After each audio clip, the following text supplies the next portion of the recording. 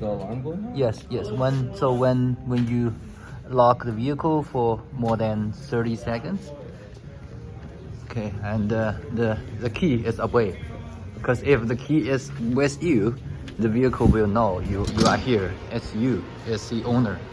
So if the key is away, and you can see the dash here, there will be the like anti-safe signal here. The light is on, and now like let's assume it's someone without the key, and they broke the window here and tried to open the door here.